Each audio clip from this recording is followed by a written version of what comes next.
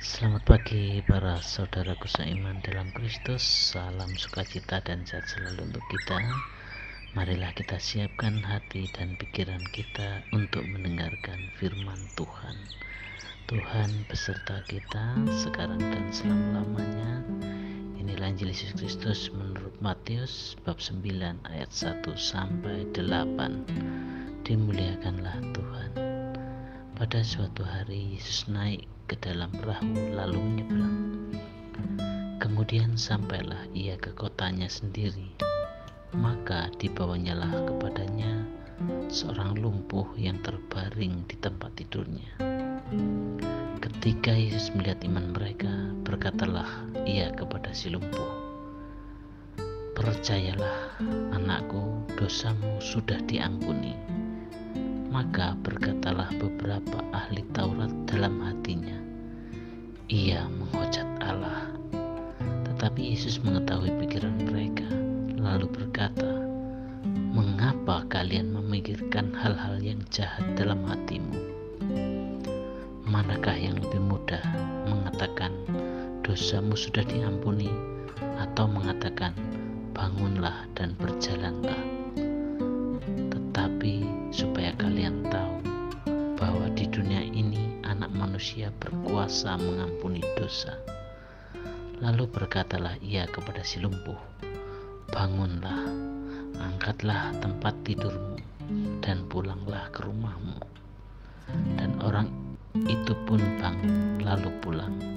Maka orang banyak yang melihat hal itu takut, lalu memuliakan Allah, karena ia telah memberi kuasa demikian besar kepada manusia. Demikianlah sabda Tuhan.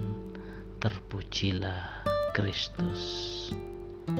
Selamat pagi para sahabatku, sahabat suara hati, rekan muda, para selamarian dan pendengar dimanapun Anda berada. Dalam bacaan Injil hari ini, Yesus melakukan suatu mukjizat dengan menyembuhkan orang lumpuh.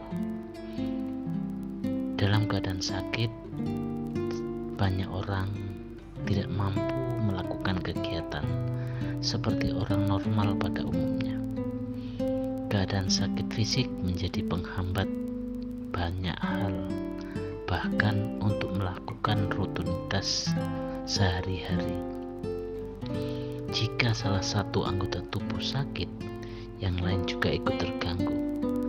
Apalagi sampai pada kenyataan sakit lumpuh seperti dalam kisah Injil hari ini. Orang yang lumpuh tidak mampu melakukan banyak hal. Mereka hanya lebih banyak pasif dan menerima. Tidak mudah untuk menerima kenyataan seperti itu. Diperlukan perjuangan besar untuk sampai pada penerimaan diri.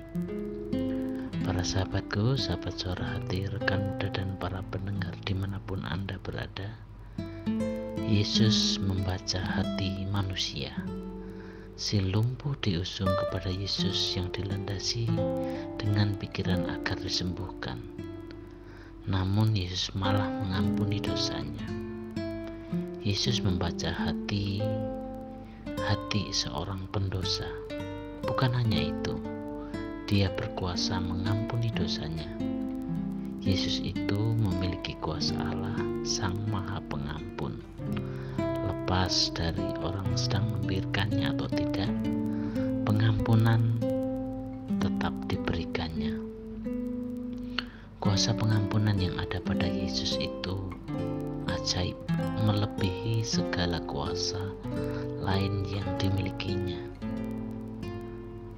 Pengampunannya melampaui dimensi waktu dan kesadaran dari segala aspek kedosaan kita.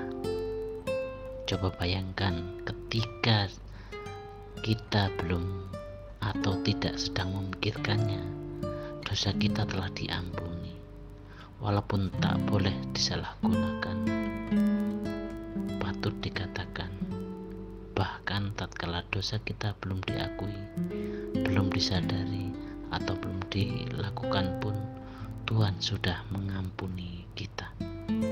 Para sahabatku, sahabat suara hati, rekan muda dan para pendengar dimanapun Anda berada, kisah Injil hari ini ada beberapa hal yang penting yang perlu kita pelajari bersama.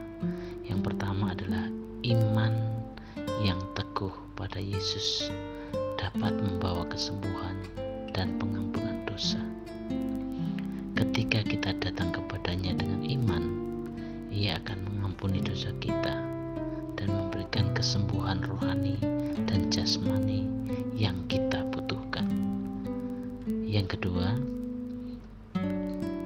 melalui Injil hari ini menunjukkan bahwa Yesus memiliki kuasa yang sejati sebagai anak Allah yang mengampuni dosa dan memberikan kesembuhan. Dia bukan hanya nabi atau guru agama biasa, melainkan Tuhan yang memiliki kuasa atas segala sesuatu. Dan yang ketiga adalah kisah ini menunjukkan bahwa orang-orang yang mencari kesembuhan dan pengampunan harus memiliki keberanian untuk datang kepada Yesus dengan iman yang teguh, seperti yang dilakukan orang-orang yang membawa orang lumpuh tersebut. Mereka tetap percaya dan minta Yesus untuk membantu. Dan sebagai yang terakhir dari kisah ini, maksudnya adalah kisah ini mengajarkan kita tentang pentingnya untuk memiliki iman yang teguh dan mempercayakan hidup kita kepada Yesus dalam hidup kita yang penuh dengan kesulitan dan masalah. Marilah kita tetap mengandalkan Yesus dan meminta bantuannya dalam setiap situasi. Kita dapat mempercayakan hidup kita kepadanya karena Ia memiliki kuasa yang sejati dan kasih yang tak terbatas bagi kita sebagai anak-anaknya.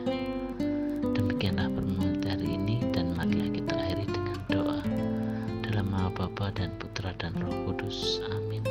Tuhan Yesus, bantulah kami untuk menyingkirkan keegoisan hati kami yang hanya mencari keselamatan diri sendiri tanpa peduli pada orang lain. Buatlah iman dan hidup kami berbuah kebaikan bagi sesama. Demi Kristus, Tuhan pengantara kami. Amin. Dalam nama Bapa dan Putra dan Roh Kudus. Amin.